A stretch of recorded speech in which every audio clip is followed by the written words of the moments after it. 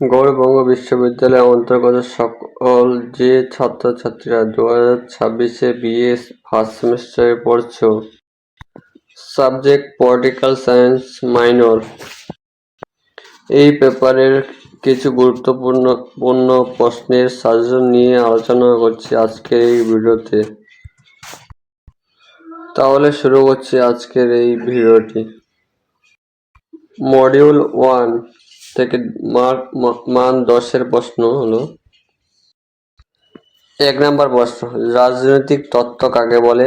রাজনৈতিক তত্ত্বের প্রকৃতি ও পরিধি আলোচনা করো। 2 নম্বর প্রশ্ন, রাষ্ট্রবিজ্ঞানের গুরুত্ব ও প্রাসঙ্গিকতা সম্পর্কে টিকা লেখো।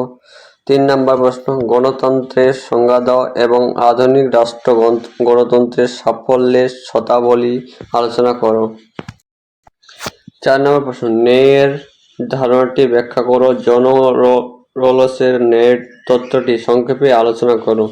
5 নম্বর প্রশ্ন, অধিকারের সংজ্ঞা দাও। অধিকার ও কর্তব্যের মধ্যে সম্পর্ক ব্যাখ্যা করো।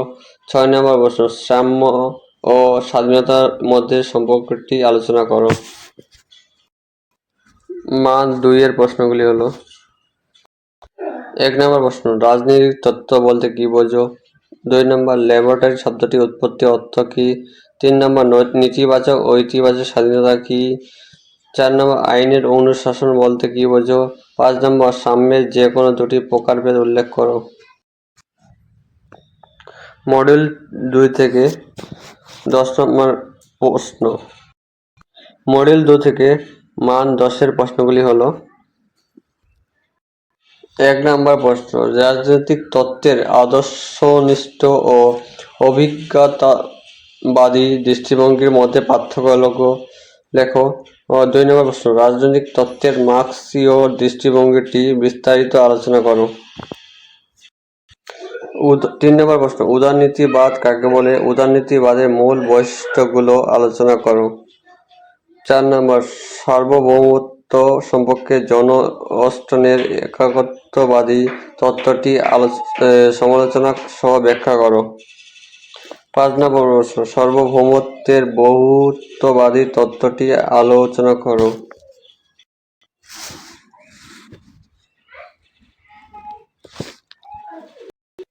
6 নম্বর প্রশ্ন, রক্ষণশীলতা ও নিরাজবাদ সম্পর্কে একটি তুলনামূলক আলোচনা করো। মান 2-এর 1 নম্বর প্রশ্ন, সার্বভৌমত্বের দুটি বৈশিষ্ট্য লেখো। 2 নম্বর প্রশ্ন, ডিফ্যাক্টো ও ডিজরি সার্বভৌমত্বের পার্থক্য কি? 3 নম্বর প্রশ্ন, ঐতিহাসিকবাদ বলতে কি বোঝো? 4 নম্বর প্রশ্ন, নব উদারনীতিবাদ বলতে কি বোঝো? 5 নম্বর, মার্ক্সবাদের দুটি মূল উৎস কি কি? মডিউল 3 থেকে মান 10-এর প্রশ্নগুলি হলো 1 নম্বর প্রশ্নটি হলো, বিশ্বায়ন বলতে কি বোঝো? বিশ্বায়নের বিভিন্ন মাত্রা বা প্রভাবগুলি আলোচনা করো। 2 নম্বর প্রশ্ন, রাজনৈতিক বাধকতা বলতে কি বোঝো? টি.এইচ. গ্রিন এর রাজনৈতিক বাধকতা তত্ত্বটি আলোচনা করো। 3 নম্বর প্রশ্ন, জন লক এবং লকের প্রতিরোধের অধিকার সংক্রান্ত ধারণাটি ব্যাখ্যা করো। 4 নম্বর প্রশ্ন, নারীবাদ কাকে বলে? উদারনৈতিক ও ওরসোজডিক্যাল নারীবাদের মধ্যে পার্থক্য দেখাও।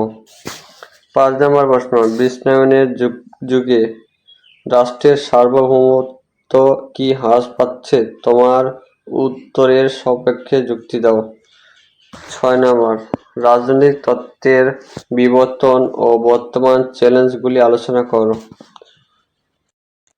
মান 1-এর প্রশ্নগুলি হলো মান 2-এর প্রশ্নগুলি হলো, গ্লোবালাইজেশন ও বিশ্বায়ন শব্দটি প্রথম কে ব্যবহার করেন? 2 নম্বর প্রশ্ন, রাজনৈতিক বাধকতার দুটি ভিত্তি উল্লেখ করো। 3 নম্বর প্রশ্ন, দ্য সেকেন্ড সেক্স বইটি কার লেখা?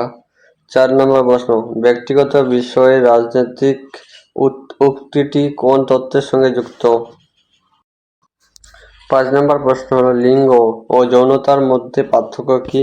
মডেল 4 থেকে মান 10-এর প্রশ্নগুলি হলো: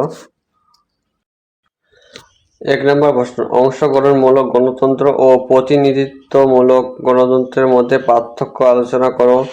2 নম্বর প্রশ্ন, জি.এস. মিলের উন্নয়নমূলক গণতন্ত্র সংক্রান্ত ধারণাটি ব্যাখ্যা করো।